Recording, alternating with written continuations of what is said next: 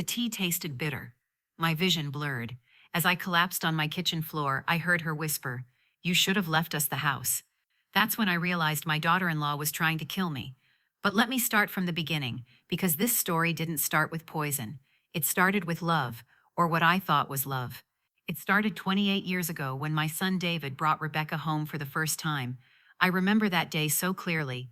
It was a Sunday in October, and I had made pot roast, David's favorite. Rebecca walked into my house wearing a cream sweater and a nervous smile, carrying a bouquet of chrysanthemums. She was beautiful, with dark hair that fell in waves past her shoulders and green eyes that sparkled when she laughed. But more than that, she seemed kind. She complimented my cooking, asked thoughtful questions about my garden, and helped me clear the table without being asked. "This is the one, Mom," David told me later that night, after Rebecca had gone home. "I'm going to marry her," and he did. 6 months later, I watched my only son stand at the altar and promise to love Rebecca forever. I cried happy tears that day. I thought I was gaining a daughter, someone who would be part of our family, someone I could love as my own. For years, everything seemed perfect. David and Rebecca bought a small house 3 miles from mine. They came for Sunday dinners. Rebecca called me Mom and sent me Mother's Day cards with heartfelt messages. When they had trouble conceiving, I was the one she cried to.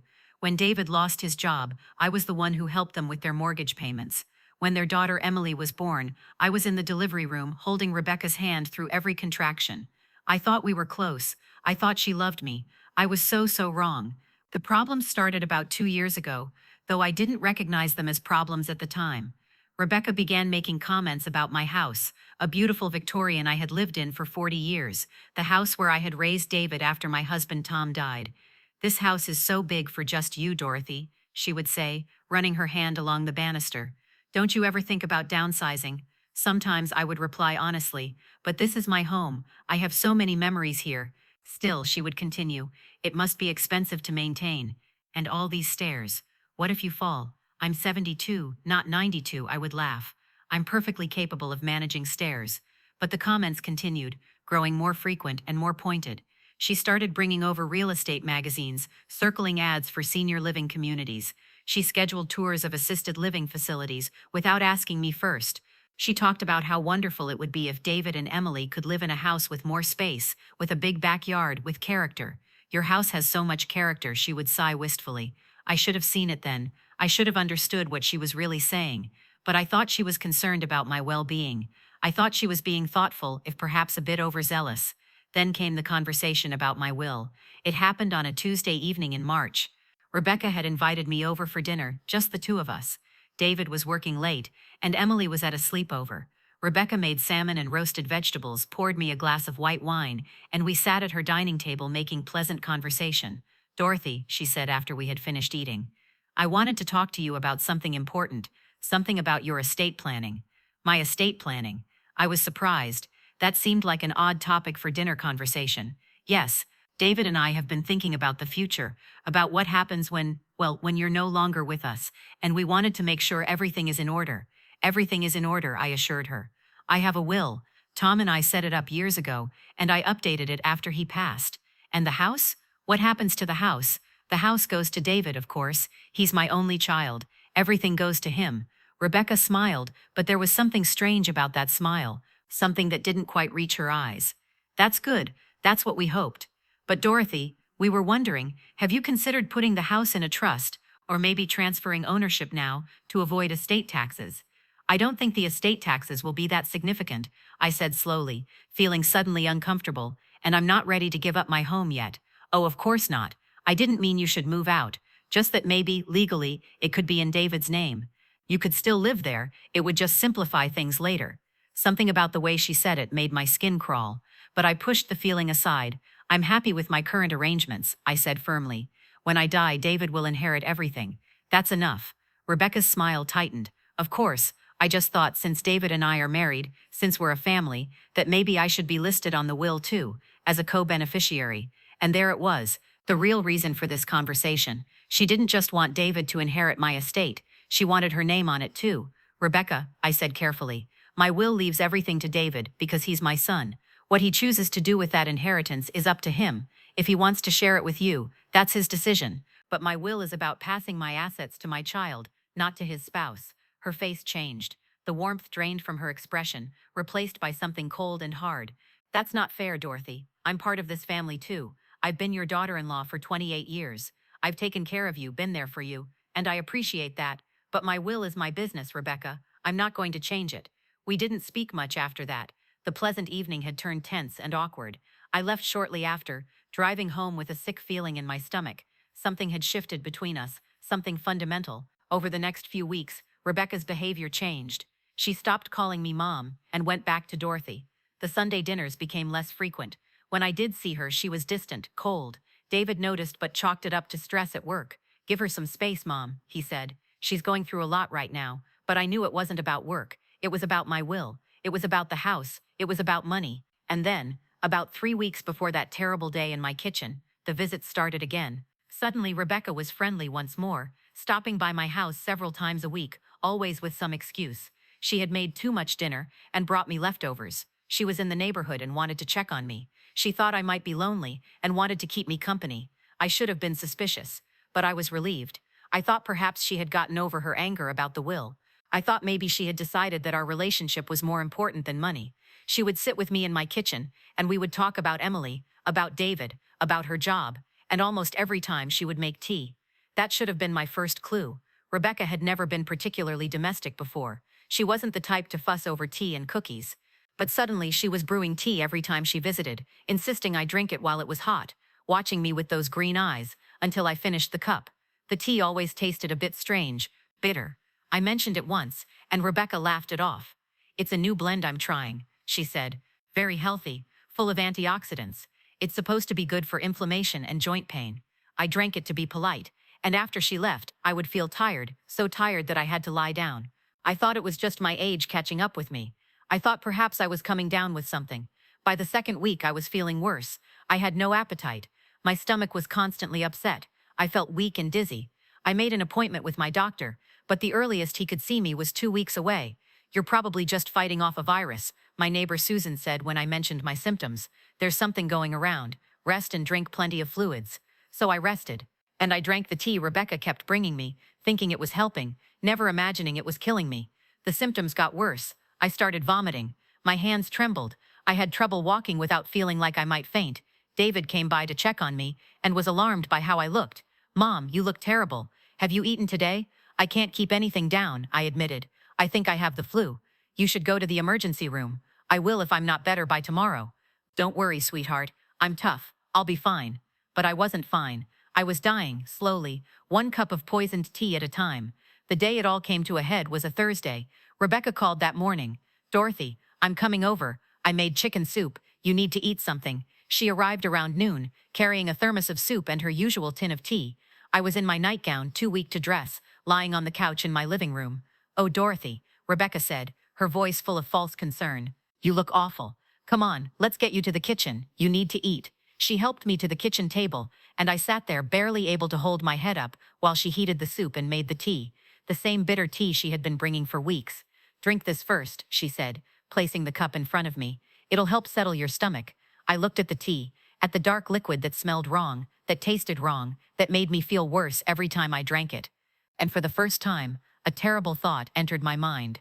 "What's in this tea, Rebecca?" She looked at me sharply. "What do you mean?" "It's the same tea I've been bringing you. The healthy blend, remember? It tastes bitter. That's the herbs. They're medicinal. They're supposed to taste bitter. Come on, drink up before it gets cold." I picked up the cup with shaking hands. I brought it to my lips, and I saw something in Rebecca's eyes, something eager, something waiting, and I knew. God help me, I knew. But I drank it anyway, because I still couldn't believe it. I still couldn't accept that my daughter-in-law, the woman I had loved and trusted for nearly 3 decades, would do this to me. I drank it because the alternative was too horrifying to contemplate. The effect was almost immediate. The room began to spin. My stomach clenched violently. I tried to stand, but my legs wouldn't work. I reached for the table to steady myself, but I missed and felt myself falling. I hit the kitchen floor hard. My head cracked against the tile, and I saw stars. I tried to call out, to ask for help, but my voice wouldn't work. My tongue felt thick and useless in my mouth, and then I heard footsteps. Rebecca walking slowly across the kitchen floor. She crouched down next to me, and I could see her face, cold and calm. "You should have left us the house, Dorothy," she whispered, her voice devoid of emotion. "You should have put my name on that will." But you were too stubborn, too selfish. You wanted to keep everything for yourself, even though you're just going to die anyway. Well, I got tired of waiting. I tried to speak, to scream, but nothing came out. My body wasn't responding. I could only lie there helpless, while my daughter-in-law confessed to trying to murder me. Do you know how easy it was? She continued, almost conversational. Antifreeze. Just a little bit in your tea, every time I visited. Sweet enough that you couldn't really taste it, but bitter enough that I told you it was the herbs. 3 weeks, Dorothy. 3 weeks of slowly poisoning you, and you never suspected. You trusted me. That's what I was counting on. She stood up, looking down at me with disgust. David will be devastated, of course. His poor mother, dying of some mystery illness, but he'll get over it, and we'll finally have this house, this beautiful house that should have been ours years ago. Emily will have a big backyard to play in. I'll have a proper kitchen. Everything will be perfect. She walked toward the door, then paused and looked back. Goodbye, Dorothy. I'd say it was nice knowing you, but honestly, you were always a bit of an obstacle. At least now you'll be useful. Try not to take too long dying. I have a hair appointment at 3. And then she was gone. The door closed behind her with a soft click, and I was alone in my kitchen, dying on the cold tile floor.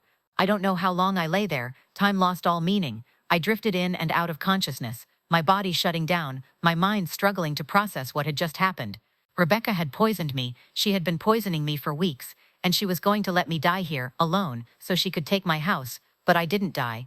Not yet, because even as my body failed, even as darkness closed in around me, some stubborn part of me refused to give up. The same stubborn part that Rebecca had complained about.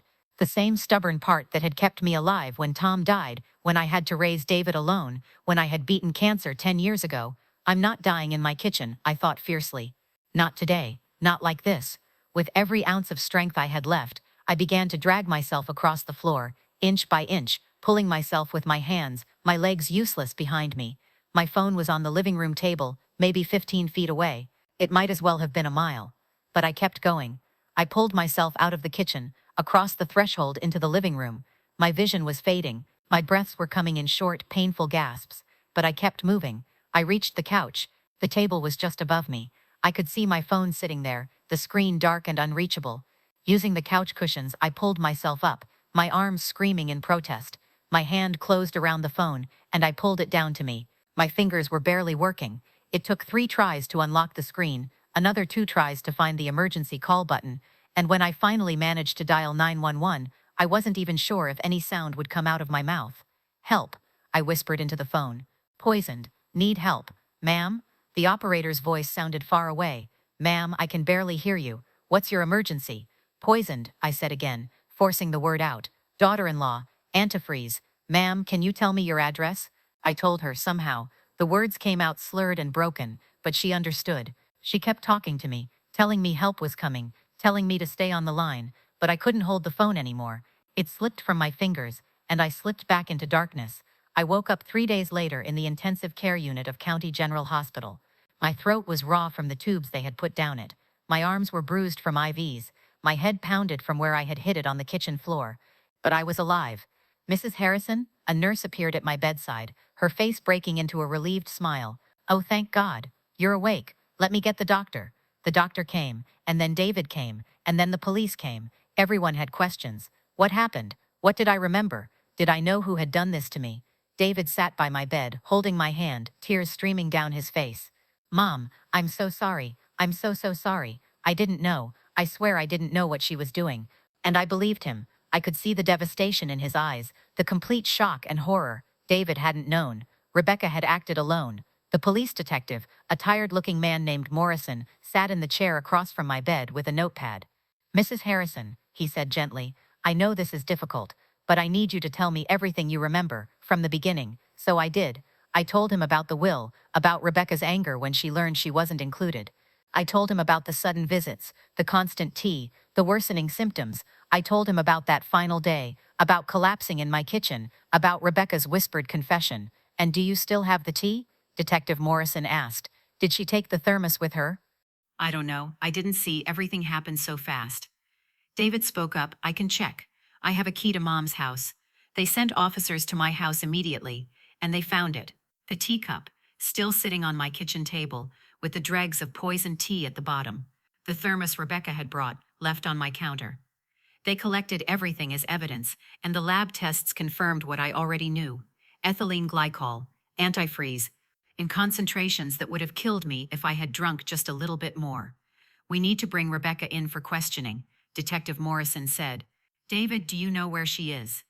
David's face was ashen. She's home. She's with Emily. She doesn't know that Mom is alive. She thinks, he choked on the words. She thinks Mom is dead.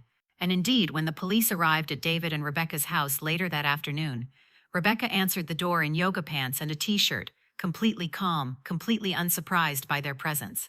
Officers, she said pleasantly, is this about Dorothy? David told me they found her. It's so tragic. I was just there visiting her yesterday. She seemed fine, and then she let her voice trail off, shaking her head sadly.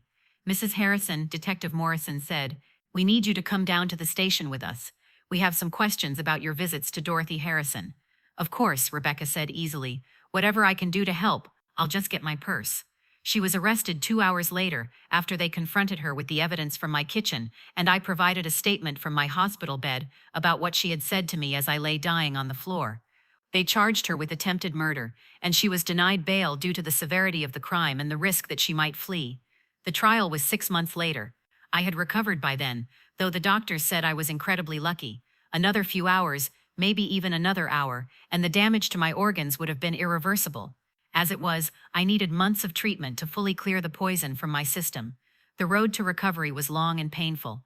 I spent 3 weeks in the hospital initially, most of it in the ICU. My kidneys had been severely damaged by the ethylene glycol. The doctors had to put me on dialysis for 10 days while my body tried to process and eliminate the toxins. There were moments when they weren't sure I would make it, moments when my organs started to fail and alarms went off and nurses rushed into my room. David never left my side during those first few days. He slept in a chair next to my bed, holding my hand, talking to me even when I was unconscious. He blamed himself, he told me later. He should have seen the signs. He should have protected me from his own wife. The guilt was eating him alive, but I didn't blame him. How could I? Rebecca had fooled both of us. She had played her role perfectly for 28 years. Neither of us had any reason to suspect she was capable of something so monstrous. David filed for divorce immediately, as soon as the police arrested Rebecca. He got an emergency restraining order, keeping her away from Emily.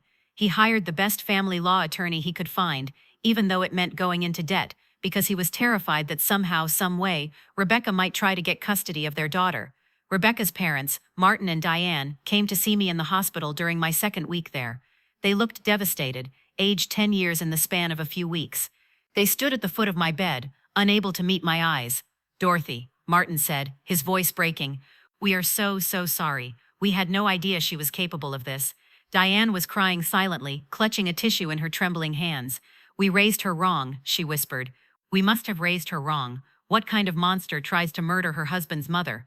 I wanted to comfort them, but I couldn't find the words. They hadn't raised a monster. They had raised a daughter who made monstrous choices. There's a difference, though I'm not sure they would ever understand that distinction. They visited me several times during my recovery. Each visit, they brought more information about Rebecca's past, things they had overlooked or excused over the years, how she had stolen money from Diane's purse as a teenager, how she had been fired from a job for embezzlement in her 20s, though they had helped her cover it up, how she had lied compulsively about everything, big and small. We thought she had grown out of it, Martin told me during one visit. We thought marriage and motherhood had changed her. We were wrong. David filed for divorce immediately. He got full custody of Emily. Rebecca's parents, who had initially stood by their daughter, eventually admitted they had seen signs of her instability, but had ignored them. She had always been difficult, her mother testified during the trial, always wanted things she couldn't have, always blamed others when things didn't go her way. The prosecution built their case methodically. The lead prosecutor was a sharp woman named Jennifer Matthews, who had a reputation for winning difficult cases. She came to see me multiple times before the trial, preparing me for what was coming, warning me that Rebecca's defense team would try to discredit my testimony. They're going to paint you as a confused old woman, she told me frankly. They're going to suggest you were delirious from the poisoning and imagined Rebecca's confession. They're going to claim that you've always had it out for Rebecca, that you never accepted her as part of the family. Are you prepared for that? I'm prepared, I told her, because none of it is true, and the evidence will prove that. And it did. The physical evidence from my kitchen was damning. They had the teacup with traces of antifreeze. They had the thermos Rebecca had brought, which also tested positive for ethylene glycol. They had my medical records showing the progression of poisoning over 3 weeks. They had my testimony about Rebecca's confession. They had David's testimony about his wife's obsession with my house and her anger over not being included in my will, but they had more than that. They had Rebecca's computer, which the police had seized during their investigation. And on that computer, they found a trail of evidence so damning, so meticulously documented, that it was almost impossible to believe. Rebecca had been planning this for months. She had created a folder on her computer titled Retirement Planning, which she thought was clever camouflage, but inside that folder were dozens of documents about poisoning methods, estate law, inheritance taxes, and real estate values. The internet search history was even worse. The jury sat in stunned silence as Jennifer Matthews read through the searches Rebecca had made in the weeks leading up to her poisoning campaign. How much antifreeze to kill someone? Symptoms of antifreeze poisoning. Can antifreeze poisoning be detected? How to make someone's death look natural? How long does it take to die from ethylene glycol poisoning? Can police detect antifreeze in an autopsy? She had also searched for information about my will. She had looked up estate law in our state. She had researched whether a daughter-in-law could contest a will if she wasn't included. She had looked at real estate listings in my neighborhood to see what my house was worth. Current market value $850,000. That's what she thought my life was worth. But perhaps most damning of all, they found a journal, an actual handwritten journal where Rebecca had documented her thoughts and plans. The prosecution entered it as evidence, and Jennifer Matthews read excerpts to the jury. Day 1 of operation. Rebecca had written 3 weeks before my collapse. Gave Dorothy her first dose today. She didn't suspect anything. She trusts me completely. That's her weakness and my advantage. Day 5, another entry read. Dorothy is starting to show symptoms. Nausea, fatigue. She thinks she has the flu. Perfect. I told her the tea would help her feel better. She believes everything I tell her. Day 12, Dorothy looks terrible. She's lost weight and can barely walk without getting dizzy. David is worried and wants her to go to the emergency room. I convinced him to wait a few more days. Just a few more days, and this will all be over. The final entry, dated the day before my collapse, was the most chilling. Tomorrow I'm going to give her a stronger dose, enough to finish this. I'm tired of waiting. I'm tired of watching her live in that beautiful house while David and I struggle. She's had her life. It's time for her to go and for us to finally get what we deserve. The courtroom was silent as Jennifer finished reading. Even the defense attorney looked shaken. Rebecca sat at the defense table, her face pale, her hands clenched together. She must have forgotten about the journal, or maybe she thought the police would never find it. She had planned this carefully, methodically. She had researched how to kill me, and how to get away with it. The only thing she hadn't planned for was me surviving long enough to call for help. The trial lasted 3 weeks. The prosecution called dozens of witnesses. My doctors testified about my condition when I arrived at the hospital and how close I had come to dying. Toxicology experts explained how antifreeze poisoning works, how it's metabolized in the body, how it causes organ failure. Detective Morrison testified about finding me on my living room floor, barely conscious, the phone still clutched in my hand. He described the scene in my kitchen, the broken teacup, the thermos on the counter. He detailed the investigation, how they had collected evidence, how they had built their case against Rebecca. Susan, my neighbor, testified about seeing Rebecca visit my house multiple times a week in the weeks leading up to my collapse. She described how Rebecca always carried that same tin of tea, how she would stay for exactly 30 minutes each time, how she would leave looking satisfied. I didn't think anything of it at the time, Susan said, tears streaming down her face. I thought she was being a good daughter-in-law, taking care of Dorothy. I never imagined she was killing her. David testified, and it was the hardest thing I've ever watched. He had to sit on that witness stand and tell a room full of strangers about his wife's obsession with my house, about the fights they had over money, about how Rebecca had become increasingly angry and bitter in the months before the poisoning.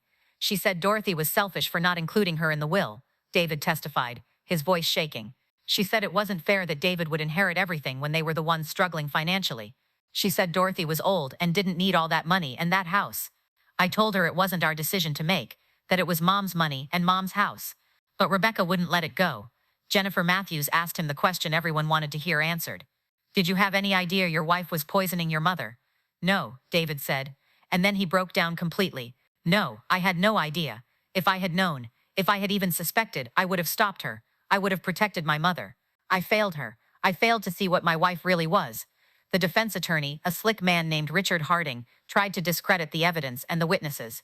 He argued that the internet searches were innocent research, that Rebecca had been worried about her mother-in-law's health and was trying to understand her symptoms. He claimed the journal entries were misunderstood, taken out of context, that Rebecca had been venting her frustrations but never intended to act on them. He tried to paint me as a controlling, manipulative woman who had always interfered in David and Rebecca's marriage.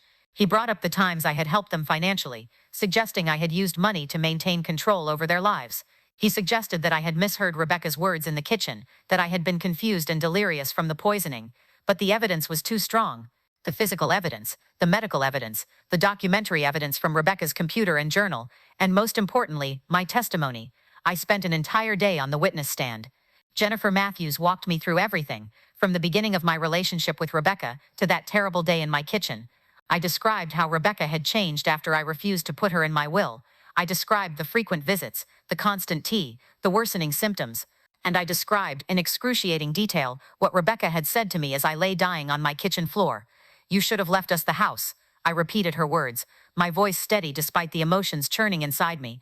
She said I was too stubborn, too selfish. She said she got tired of waiting for me to die. She stood over me and told me exactly what she had done and why she had done it. Those weren't the words of someone trying to help me. Those were the words of someone who had just committed murder and thought she had gotten away with it. Richard Harding cross-examined me aggressively. He tried to rattle me, to confuse me, to make me contradict myself. But I had truth on my side, and truth doesn't change or waver. "Mrs. Harrison," he said in his smooth voice, "isn't it true that you never approved of your son's marriage to Rebecca?" "That's not true. I welcomed Rebecca into our family. I loved her as a daughter." "Isn't it true that you used your money to control your son and his wife?" "I helped them financially when they needed it. That's what family does. But I never tried to control them." "Isn't it possible that in your confused state, dying from poisoning, you misheard or misinterpreted what Rebecca said to you?" "No, I know what I heard. She confessed to poisoning me. She told me she was tired of waiting for me to die. Those words are burned into my memory forever." The jury watched me carefully during the cross-examination. I could see them evaluating me, trying to determine if I was a reliable witness or a confused old woman with a grudge. But I held my ground. I answered every question clearly and consistently. And when I finally stepped down from the witness stand, I could see belief in their eyes. Rebecca's defense attorney tried to argue that I had misheard her words, that I had been delirious and confused in my dying moments. He put Rebecca on the stand, and she testified that she had never said those things, that she loved me, that she would never hurt me. She cried on the stand. She talked about how much she had cared for me over the years, how devastated she was that I was accusing her of such a horrible crime. She claimed that the internet searches and journal entries were just her trying to understand what was wrong with me, that she was worried about me and was researching my symptoms. But Jennifer Matthews destroyed her on cross-examination. She walked Rebecca through every lie, every inconsistency, every piece of evidence that contradicted her testimony. By the time Jennifer was done, Rebecca's carefully constructed facade had crumbled completely.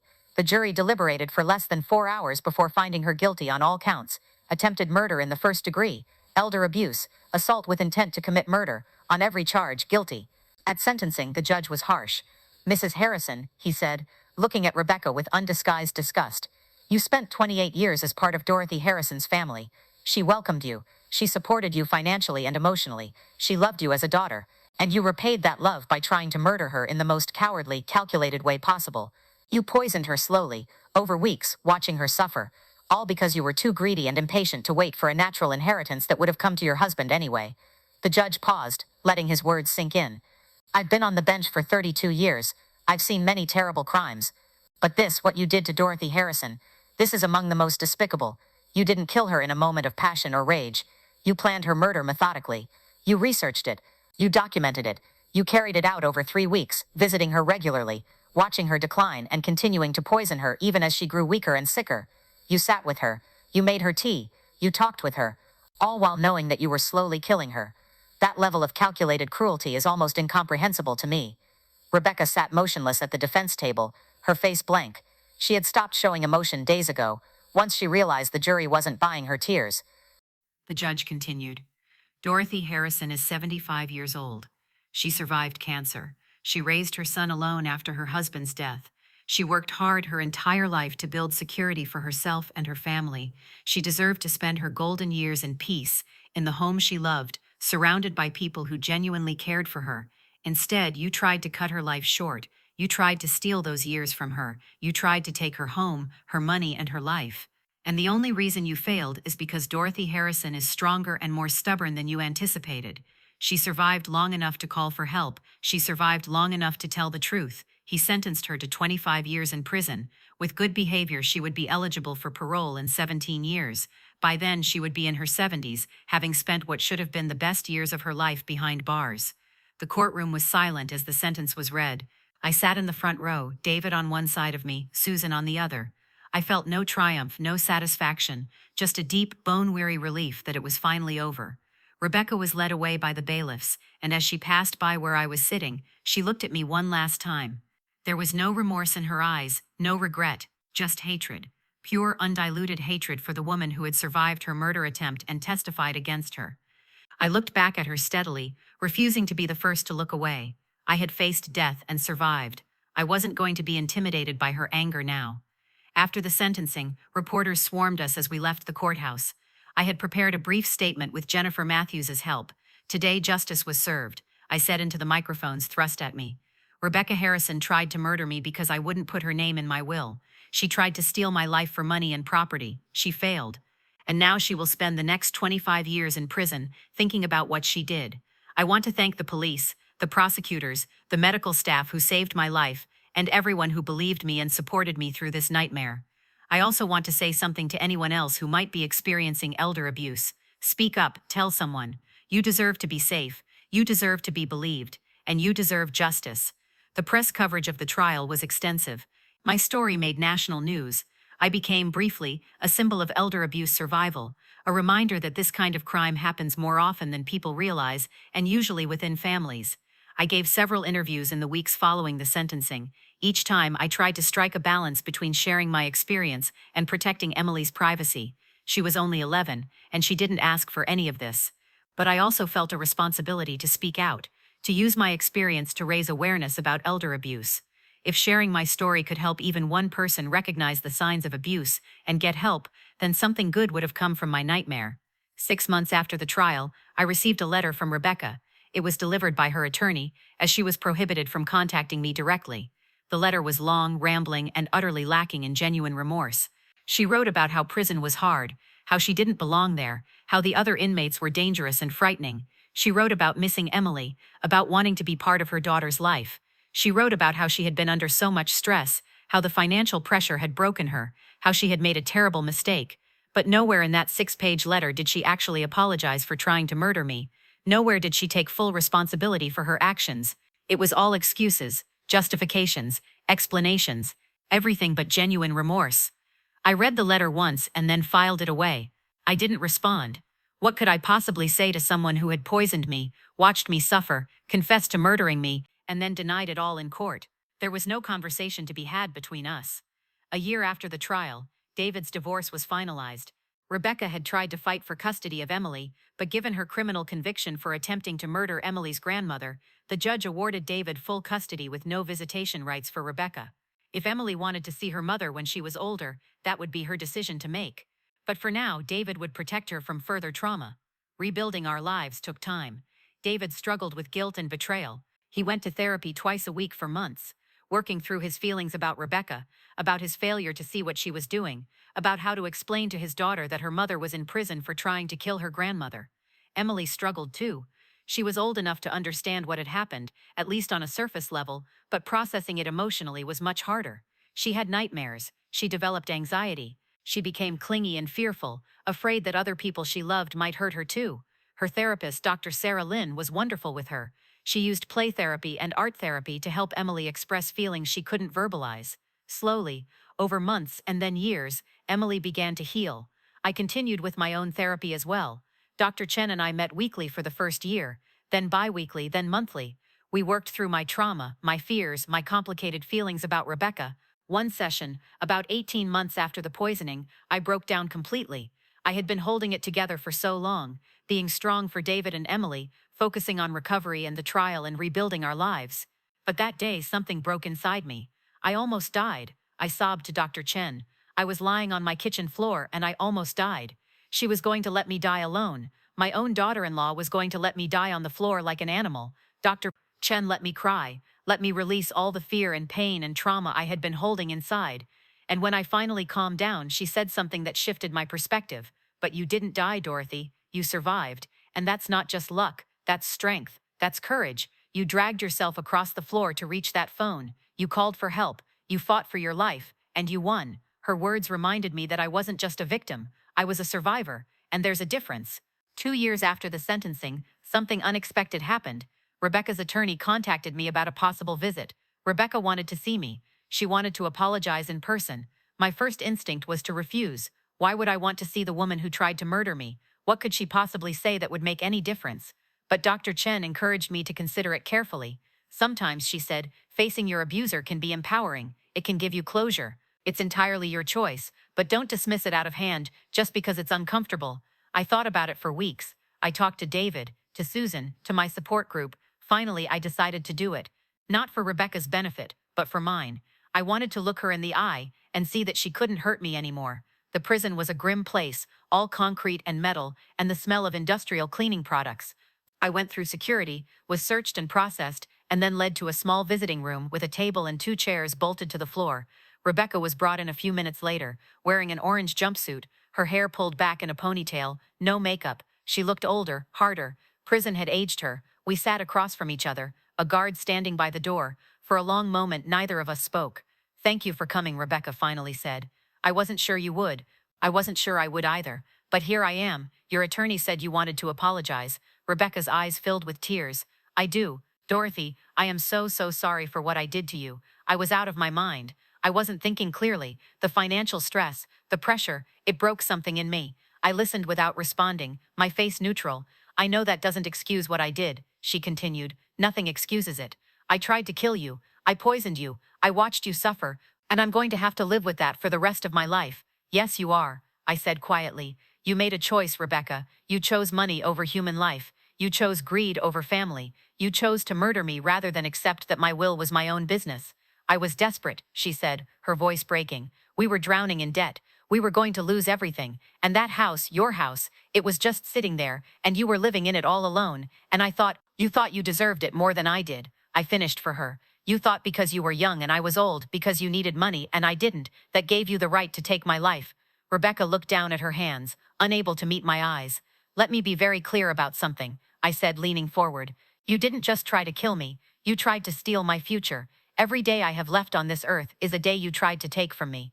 Every moment with my son and granddaughter, every sunset I watch, every friend I have coffee with, every volunteer shift I work, every painting I create, all of that is time you thought you had the right to end." "I know," she whispered. "Do you? Because I don't think you truly understand what you did. You didn't just hurt me. You destroyed David. You traumatized Emily. You devastated your own parents. You blew up our entire family because you couldn't wait for an inheritance that would have come naturally in time." Rebecca was crying openly now. "I know I destroyed everything. I know I can never make this right, but I wanted you to know that I'm sorry, that I regret it every single day." I stood up ready to leave. "Your regret doesn't change what you did. It doesn't erase the trauma. It doesn't give me back those weeks of being slowly poisoned. It doesn't take away the nightmares or the fear or the months of recovery. Please, Dorothy, can you ever forgive me?" I looked at her for a long moment. "No," I said finally. "I can't forgive you, Rebecca. What you did is unforgivable. But I also don't hate you. I've chosen not to let hatred poison me the way you poisoned me with antifreeze. I've chosen to focus on living, on healing, on finding joy and purpose in the years I have left, the years you tried to steal. I'm going to leave now. I'm going to walk out of this prison and go back to my life, my good life, surrounded by people who genuinely love me. And you're going to stay here and serve your sentence. That's justice. That's what you earned with your choices." I walked to the door, then paused and looked back at her one last time. "Goodbye, Rebecca. I hope you find peace someday. But you'll have to find it without my forgiveness." I left the prison and drove home, feeling lighter than I had in years. I had faced my would-be murderer, and she no longer had any power over me. That chapter was closed. I was there in the courtroom when the sentence was read. I watched Rebecca's face crumple, watched her finally show real emotion as the bailiffs led her away in handcuffs. She looked at me as they took her past where I was sitting, and our eyes met for just a moment. "I'm sorry," she mouthed. But it was too late for apologies. Far too late. David and Emily moved in with me after the divorce was finalized. Not permanently, but until David could get back on his feet emotionally and financially. I was glad to have them there, glad to have my house filled with life and love again, instead of the silence and loneliness that had haunted it after Tom's death. Emily, who was only 11 when her mother was arrested, struggled to understand what had happened.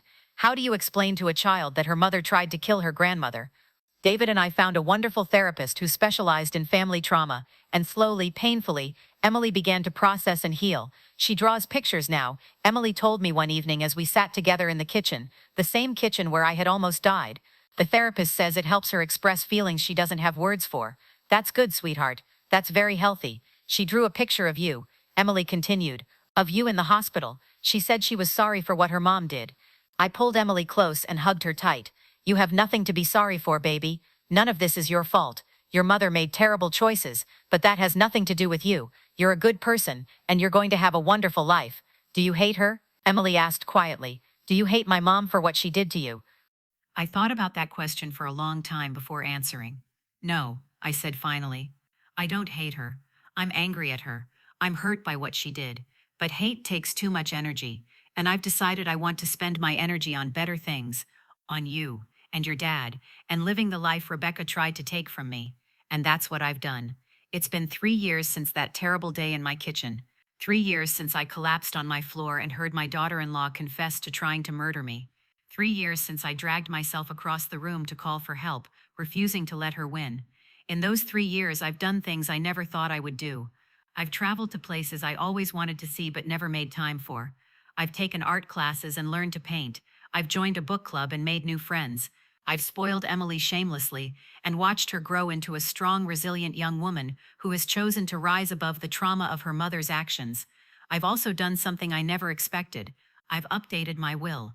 David will still inherit everything when I die, but I've also set up a trust for Emily's education and future, and I've donated a significant portion of my estate to be distributed upon my death to organizations that support victims of domestic violence and elder abuse.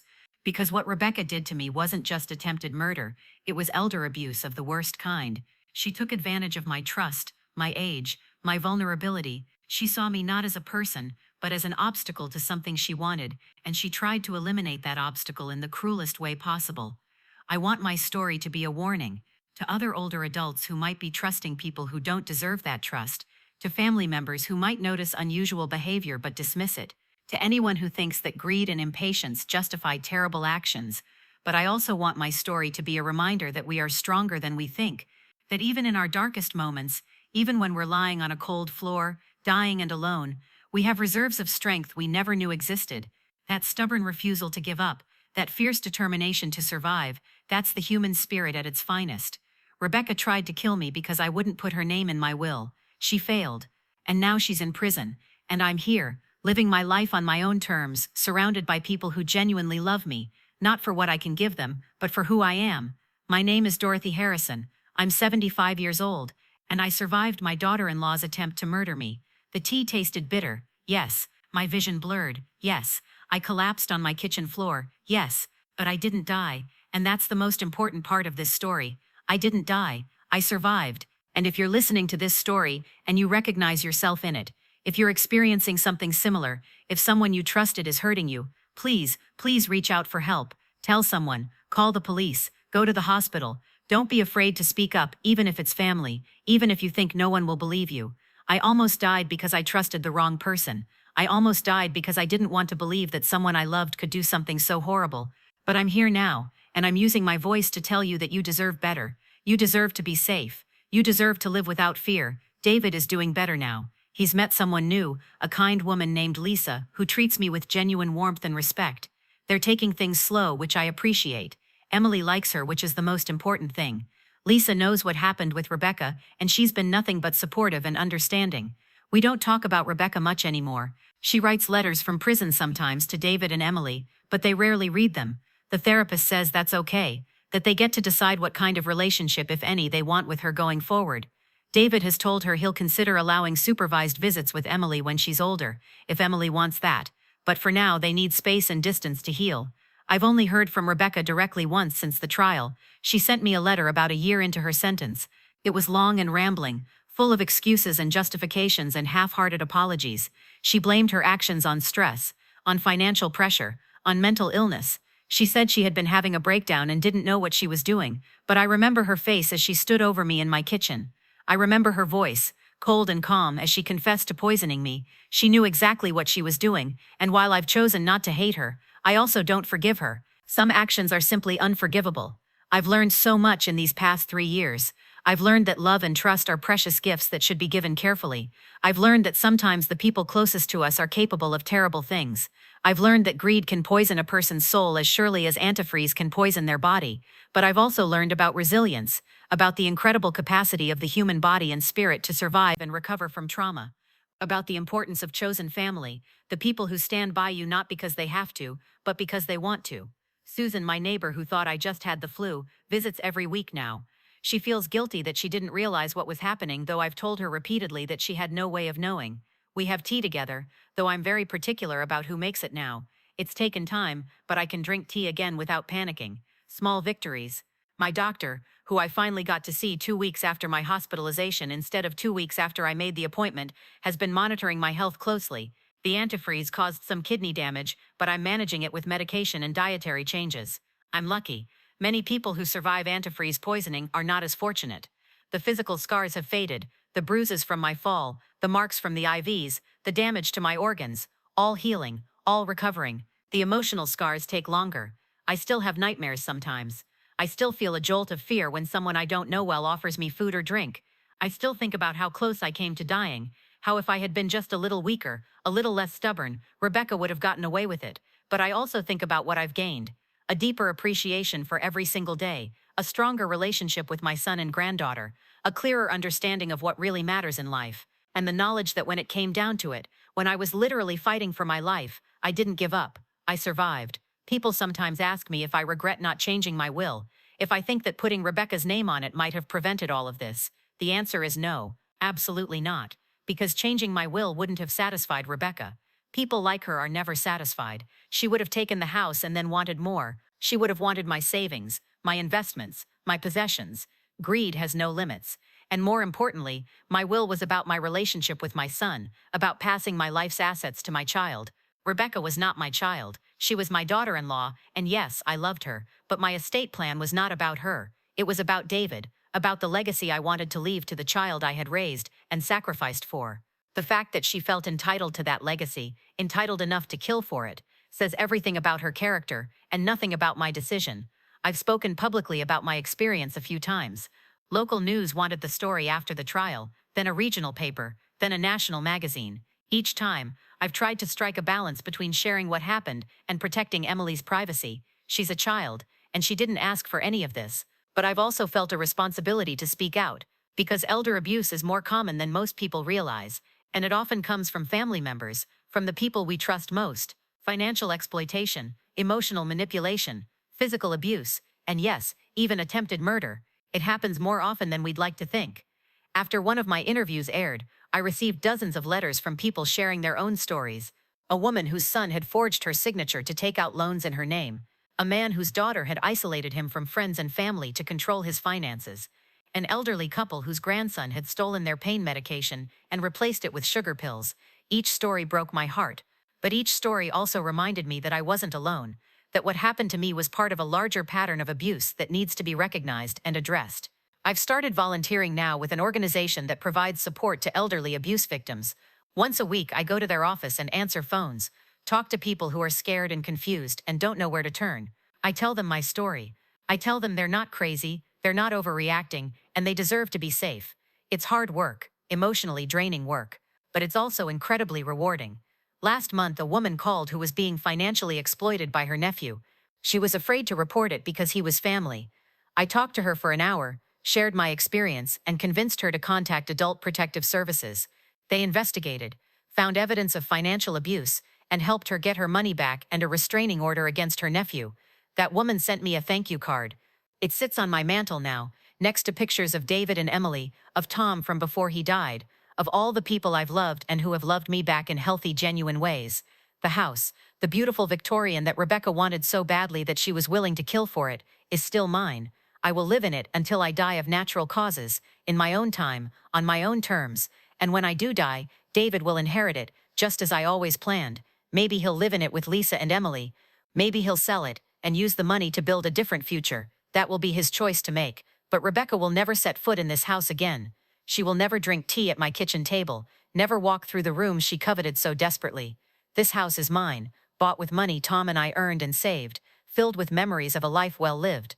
Rebecca's greed will never taint it. Sometimes, late at night, I walk through the rooms and remember. The living room where David took his first steps. The kitchen where Tom and I cooked together every Sunday. The bedroom where I recovered from cancer, determined to survive for my son. The floor where I nearly died but didn't. This house is more than wood and nails and paint. It's a testament to survival, to family, to the life I've built and defended, and no one, not Rebecca, not anyone, will ever take that from me. I'm 75 now. I don't know how many years I have left. Maybe 5, maybe 10, maybe 20 if I'm lucky. But however many years I have, I'm going to live them fully. I'm going to love my family, pursue my interests, help others who are going through what I went through. I'm going to squeeze every drop of joy and meaning out of the time I have left, because Rebecca tried to steal that from me. She tried to cut my life short, to end my story before I was ready, all for money and a house. She failed. And every day I wake up, every morning I watch the sunrise from my bedroom window, every moment I spend with David and Emily is a victory, a middle finger to the woman who thought she could erase me.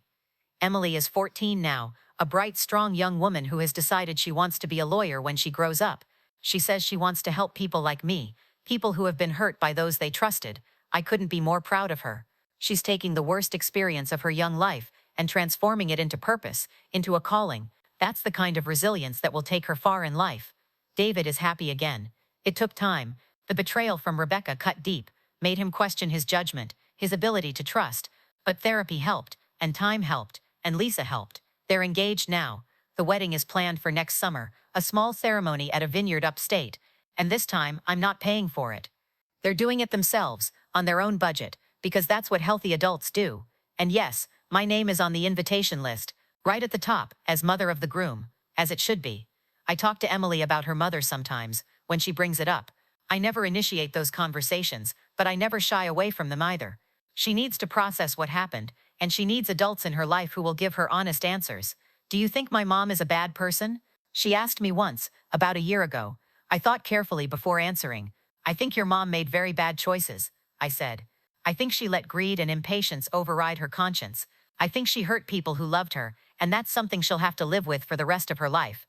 But Emily, you are not responsible for your mother's choices. You are your own person, and you get to decide what kind of person you want to be. I want to be like you, Grandma, strong. Someone who doesn't give up. I pulled her close and kissed the top of her head. You already are, sweetheart. You already are. The justice system worked in my case. Rebecca was caught, tried, convicted, and sentenced. But I know that's not always how these stories end. I know there are people who are being abused right now by family members who will never face consequences. People who are too afraid to speak up, too isolated to get help, too beaten down to fight back. That's why I tell my story. That's why I volunteer. That's why I speak to anyone who will listen about the reality of elder abuse and the importance of believing victims when they come forward. Because I almost became a statistic. I almost became another elderly woman who died of mysterious causes, whose death would have been attributed to natural decline, while her killer inherited everything and faced no consequences. The only reason that didn't happen is because I survived long enough to tell the truth, and because the paramedics got to me in time, and because the doctors believed me when I said I had been poisoned, and because the police took my accusation seriously and investigated thoroughly, and because the prosecutor built a strong case, and because the jury believed the evidence. So many things had to go right for justice to be served, and I'm acutely aware of how lucky I am that they did. The physical recovery was hard, but the emotional recovery was harder. For months after I came home from the hospital, I was afraid. Afraid to eat or drink anything I hadn't prepared myself. Afraid to let anyone into my house. Afraid to trust anyone outside of my immediate circle. I had panic attacks. I had nightmares where I was back on that kitchen floor, dying, unable to move or call for help. I would wake up gasping, my heart racing, convinced I was being poisoned all over again. Therapy helped with that too. My therapist, Dr. Chen, specialized in trauma recovery. She taught me grounding techniques, ways to pull myself out of panic and back into the present moment. She helped me understand that my fear was normal, that my hypervigilance was my brain's way of trying to protect me from being hurt again. But she also helped me understand that I couldn't let that fear control my life. That Rebecca had already taken enough from me, and I couldn't let her take my peace of mind too. It's been a long journey back to feeling safe in my own home, in my own body. But I've made it. Most days I'm fine. Some days I still struggle. But the good days far outnumber the bad ones now, and that's progress. I've reconnected with old friends I had lost touch with over the years. I've made new friends through my volunteer work and my art classes. I've built a support network of people who care about me for who I am, not for what I can give them. And I've learned to set boundaries. Firm, clear boundaries about what I will and won't accept in my relationships. I've learned to say no without guilt. I've learned to put my own needs first sometimes, instead of always sacrificing for others. These are lessons I wish I had learned earlier in life, but better late than never. Susan, my neighbor, has become one of my closest friends. She was there through the worst of it, visiting me in the hospital, checking on me when I came home, making sure I was eating and taking my medications. She never judged me for not seeing Rebecca's true nature. She just supported me. We have a standing tea date every Thursday afternoon. We sit in my living room, or when the weather's nice, on my front porch, and we drink tea that we make together and talk about everything and nothing. Those Thursday afternoons have become sacred to me, a reminder that there is still goodness and kindness in the world. The media attention has mostly died down now. For a while, I was the elderly woman who survived her daughter-in-law's murder attempt. News crews camped out on my lawn. Reporters called at all hours. It was overwhelming and invasive, and I hated it. But it also meant that my story reached a lot of people. I received hundreds of letters and emails from people all over the country, sharing their own experiences with elder abuse, thanking me for speaking out, telling me I had inspired them to get help or to help someone else. Those messages meant more to me than any news interview or magazine article. They meant that something good had come from something terrible, that my pain had purpose. I kept every single letter. They're in a box in my closet, organized by date. Sometimes, when I'm having a hard day, when the nightmares have been particularly bad, or the fear has been particularly strong, I take out that box and read through the letters, and I'm reminded why I survived, why I fought so hard to stay alive on that kitchen floor, because my story matters, because my life has value beyond what's in my bank account or my will, because I am worth saving, worth fighting for, worth protecting. Rebecca never understood that. To her, I was only valuable for what I could give her, and when I wouldn't give her what she wanted, when I asserted my right to control my own assets and my own life, she decided I had no value at all, that I was disposable, eliminatable. But she was wrong. So utterly, completely wrong. I've thought a lot about what makes a family. Is it blood? Is it marriage? Is it the legal documents that bind us together? I used to think it was all of those things, but now I know better. Family is the people who show up for you when you're at your lowest. Family is the people who love you not for what you can do for them, but for who you are. Family is the people who would never ever hurt you for personal gain. By that definition, Rebecca was never really family. She was a pretender, an imposter, someone who said the right words and played the right role but never truly meant any of it. But Susan is family. Dr. Chen is family. The volunteers I work with are family. The friends I've made in my art class are family. Even Detective Morrison, who still checks on me occasionally to see how I'm doing, is family. And of course, David and Emily and Lisa are family. The truest, deepest kind of family. The kind that sticks together through trauma and pain and comes out stronger on the other side. I hosted Thanksgiving this year. It was the first big gathering I'd had at my house since the poisoning. I was nervous about it, worried that being in the kitchen where it happened would trigger bad memories. But Dr. Chen encouraged me to reclaim the space, to create new positive memories to overlay the traumatic ones. So I did. I cooked a turkey, and made stuffing, and baked pies. David and Lisa helped. Emily set the table. Susan came, and Dr. Chen came, and a few other friends came. We filled my house with laughter and warmth and love. And when we all sat down to eat, when we held hands around the table, and took turns saying what we were grateful for, I felt something shift inside me. The kitchen wasn't the place where I almost died anymore. It was the place where I gathered with people who loved me, where I fed them and nourished them and celebrated life. Rebecca didn't get to take that from me. She didn't get to poison that space forever. I took it back. When it was my turn to share what I was grateful for, I looked around the table at all these beautiful faces, these people who had supported me and believed in me and helped me heal. I'm grateful to be alive. I said simply, I'm grateful for second chances, and I'm grateful for all of you. There wasn't a dry eye at the table. Emily got up and hugged me. David squeezed my hand, and I felt, maybe for the first time since that terrible day, completely at peace. I still have bad days, days when the fear creeps back in, when I remember too vividly what it felt like to be dying on my kitchen floor, helpless and betrayed. Days when I wonder what other dangers might be lurking in my life, what other people might want to hurt me. But those days are getting fewer and farther between, and when they come, I have tools now to deal with them. I have my therapist. I have my support network. I have coping strategies and grounding techniques, and the knowledge that I am stronger than I ever knew. Most importantly, I have hope. Hope for the future. Hope for more good days than bad. Hope that my story might help someone else avoid what I went through, or survive what I survived, or heal the way I'm healing. Rebecca is still in prison. She served 3 years of her 25-year sentence.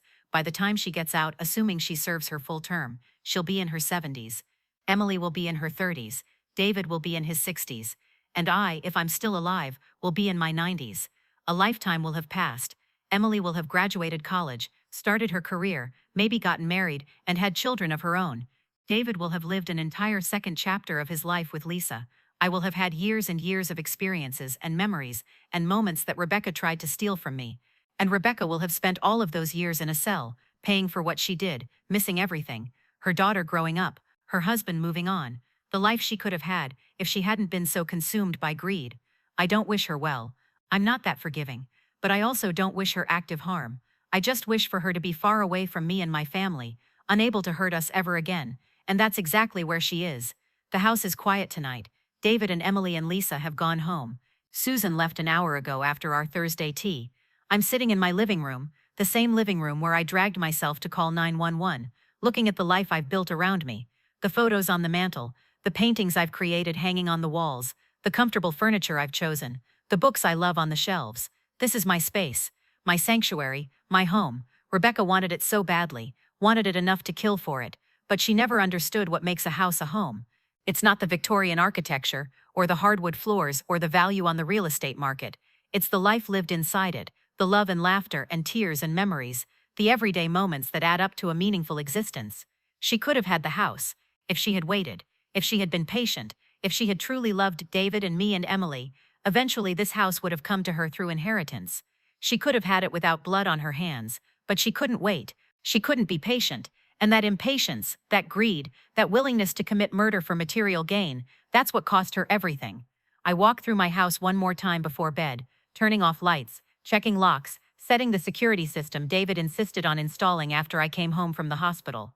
I pause in the kitchen doorway, looking at the spot on the floor where I fell, where I nearly died. There's no mark there now. No stain, no indication that anything traumatic ever happened in this space. But I know, I'll always know, and that's okay, because that spot also represents my survival, my strength, my refusal to give up. I survived, I whispered to the empty kitchen. You tried to kill me, Rebecca, but I survived. And then I turn off the light and go to bed, ready to face another day, another opportunity to live fully, to love deeply, to make the most of the life I fought so hard to keep. My name is Dorothy Harrison. I am 75 years old. My daughter-in-law tried to poison me with antifreeze because I wouldn't put her name in my will. She failed. I survived. And I'm going to keep surviving, keep living, keep thriving, for as long as I possibly can. Because that's the best revenge. Not hate, not bitterness, but a life well lived. A life filled with love and purpose and joy. A life that says, you tried to end my story, but you don't get to write my ending. Only I get to do that. And my story isn't over yet. Not by a long shot. If you're listening to this and you're going through something similar, please know that you're not alone. Please know that you deserve better. Please know that there are people who will believe you, who will help you, who will stand by you. Reach out, tell someone, call the police, go to the hospital, contact Adult Protective Services. Don't be afraid to speak up, even if the person hurting you is family. Especially if the person hurting you is family. Your life has value. Your story matters. You deserve to live safely, freely, with dignity and respect. Don't let anyone take that from you. Don't let anyone convince you that you're being dramatic, or overreacting, or causing problems. If something feels wrong, it probably is. Trust your instincts, protect yourself, and know that survival is possible, healing is possible, a good life after trauma is possible. I'm living proof of that. The tea tasted bitter, my vision blurred, I collapsed on my kitchen floor, I heard her confession, and I survived to tell about it. That's my story, that's my truth, and I hope that by sharing it, I can help someone else survive their own nightmare, find their own strength, reclaim their own life. Thank you for listening. Thank you for believing, and thank you for being part of my healing journey. If you found this story meaningful, please share it. Please talk about elder abuse. Please check on the elderly people in your life. Please believe victims when they tell you something is wrong. And please remember that age doesn't make a person expendable, that getting older doesn't mean accepting mistreatment, that we all deserve safety and respect and love, no matter how many years we've lived. I'm Dorothy Harrison. I'm 75 years old, and I'm still here, still fighting, still living. And I plan to be here for a long time yet, because Rebecca didn't get to decide when my story ends. Only I get to decide that. And I'm not done yet, not even close. Good night and God bless. And remember, if you or someone you know is experiencing elder abuse, help is available. You don't have to suffer in silence. You don't have to face it alone. Reach out, speak up, survive, And then, when you're ready, thrive. That's what I did. And if I can do it, so can you. Until next time, this is Dorothy, signing off and reminding you that you are stronger than you know, braver than you believe, and more loved than you realize. Don't ever let anyone tell you otherwise.